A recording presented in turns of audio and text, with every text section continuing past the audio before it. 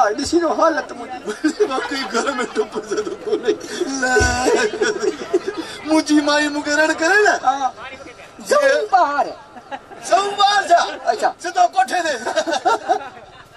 अल बुध तो के सलाह हो जा हिकड़ी माई वाला घर में मोचड़ा नहीं हां बी वाला का कुर्बनी थक कहना छो मने हिकड़ी थोड़ गया बी चमलाए बाबा दिस न बी शादी कंदे न हां तो के बी शादी फायदो न हिकड़ी मोचड़ा दी बी जिदे में प्यार दी मने मोचड़ा खा प्यार में पाया बेपितो दी सभा बेपितो ये तहां वाली आदत काने का ना न तो समझी न बे शादी कंदे न हाँ। तो के फायदो पेंदो या से हली ली तलाक हां नहीं जे हिन दाने के खबर पजी वने न पो हली के खबर न पेंदी हां जे खबर पजी वी वो संभाली दा कम के अच्छा पक्का थई मत भाजी के बुधाया हस्ते का दा बुद्धि न वठे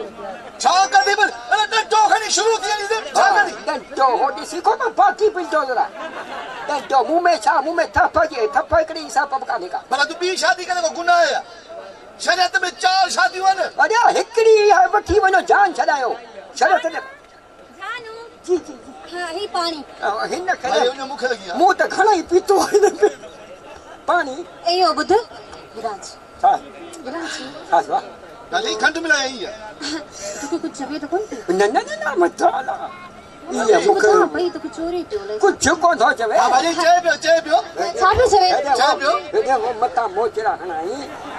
भाई चाय में मुझे मुखे मन बी इना न बी बकरी वठी आ जा अच्छा असल में हे माल जो व्यापार भी कंदो आ बकरी मा वठनो अरे अच्छे ये चाय में बी बुधा अरे छा है गंजा कुछ कोने दिस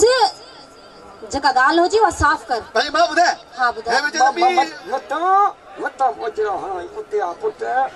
मोच राई ने के शाम सुबह लगा नानी का नहीं गाल काने का भाई है बे मुखे चाय तो मुखे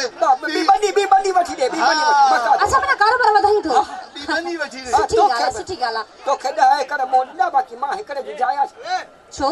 मां तो मुक्ति में मिली है हां गंजा न मां तो मुक्ति में मिली है तुम के वड़ी पियो या तो मुझी भाई धक्को छोड़ी छो धकना नहीं कितना संभालू सी थी हुई तो खबर नहीं तुम के वड़ी पियो पहले ने मां तो कबूल ही न भी किया भाई तलाक बस का भीतर छोपियो छिलानी अच्छा दादा का है व냐 तब खलो यो तुम के बता घर का जरे मां पी निका पत्थर मुके तू पियो नहीं मां पीना तो के हिको चके है हम कुत्ते के लगियो तोके मने अच्छा कुत्ते के उन पासे में खाए पोता जो कुत्तो ही कुत्ती जो ताई छिती जा ए चा पड़े ओने के जो ने मुके तो बाकी कुत्ती ने भाई बाबे जानो मिन तो छोबियो करी तमके संग दे संग दे मुझे मां से वाई सजो घर का है दे मने मां तुझे मतलब वजन है पूरा घर आया घर के थे पूरी डांस गाड़ी ही मस्करिया जा अरे हे गंजा मने पर दोस्त के सामने मुझे बेइज्जती न करी बेइज्जती छाचिया हर कोई बेसिया मुखे छो घर में घुरा दो कचेरी पान आधा मुझे गाल बुध ये मुझे मुरसाने के थुक नाल त शाम सुबह थींदिया ये का नहीं गाल काने का माशाल्लाह इज्जत थई घर में माशाल्लाह हां नहीं काफी इज्जत आ ठीक है का गाल काने का कुछ पता पानी में उठा कुछ लगे बुध वदी के तो के पार तो जे ने के पार त कर पंजो घर संभाले ये तो गंजो आ ना बस हिना ओना तिरकी थो वने बाबा मुचो न वने पान में जानो ता मां तो सलाह चाहे मैं सलाह तड़ी जो पर खून बस मुझी किस्मत खराब उन किर को टार घर में टार खेड़े चंड्रे इन भागे सा मुझी शादी थी घर में टार मटन मोकली से सर पूरी दी छा मुझे वने वो जगह तो आई नानी का नहीं हां